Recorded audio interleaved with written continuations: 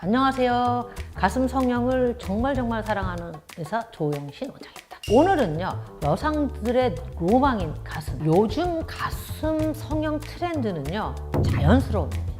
인위적으로 가슴을 그냥 극대화시켜서 많이 키우는 시술을 예전에 많이 했었는데, 요즘 같은 경우는 이제 노출도 많고 가슴을 이렇게 드러내는 옷을 많이 입다 보면 이게 가슴 성형 중에 이제 보형물 넣었을 때는 이제 눈에 보이는 경우가 있기 때문에 아무래도 자연스러운 가슴 성형을 선호합니다. 또 볼륨을 키우고 싶으면 위에다 넣어줘요.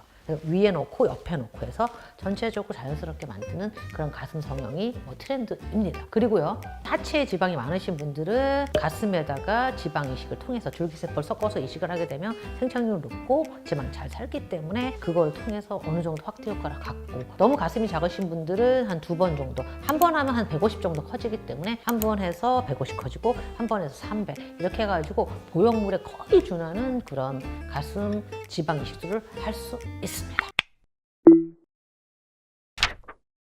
자가지방 가슴 확대술의 가장 큰 장점은요, 내 몸에 남아있는 잉여 지방을 사용하기 때문에 굉장히 매력적인 시술이에요. 허벅지가 뚱뚱한데 허벅지살을 빼서 가슴 넣는다, 뱃살이 뚱뚱하면 뱃살을 빼서 넣는다든가, 이런 식의 시술을 하기 때문에 자연스럽게 가슴 확대가 가능한 시술인 거죠.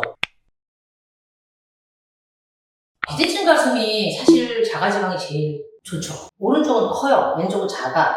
그러면은 오른쪽은 적게 넣고 왼쪽은 많이 넣고, 그렇게 해서 그거를 비율을 어느 정도 맞춰서 하게 되면은 짝가슴도 충분히 교정이 가능합니다. 솔직히 자가지방 가슴 확대를 해서 딱딱해지거나 울퉁불퉁해졌다는 얘기들이 많아요.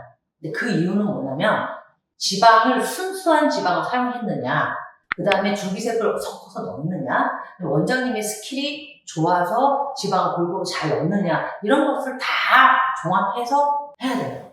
살아있는 세포 자체를 그대로 이용해서 정제를 하고 줄기세포를 혼합해서 넣게 되면 딱딱해지거나 울퉁불퉁해질 확률은 이제 없다고 보시면 되죠.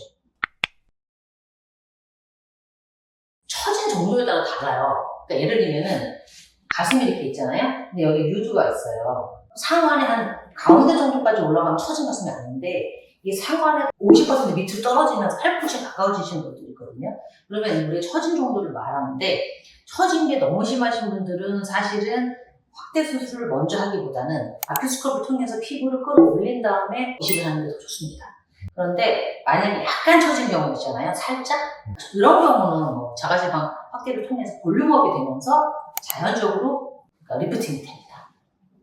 제가 갖고 있는 케이스 중에서 이제 첫 번째는 가슴이 아예 없어, 절벽이요. 2번 정도에서 이제 완전히 이제 예쁜 가슴 만든 그런 케이스가 있고요. 그다음에 두 번째는 보형물을 빼고 나서 다시 지방을 채워 넣어서 예쁜 가슴을 만든 그런 사례가 있고요. 세 번째는 보형물이기 때문에 낡아요. 근데 지방을 넣으면 이게 영구적이기 때문에 이분 같은 경우는 거의 10년이 지났는데도 자연스러운 자기 가슴을 유지하는 그런 케이스가 있습니다.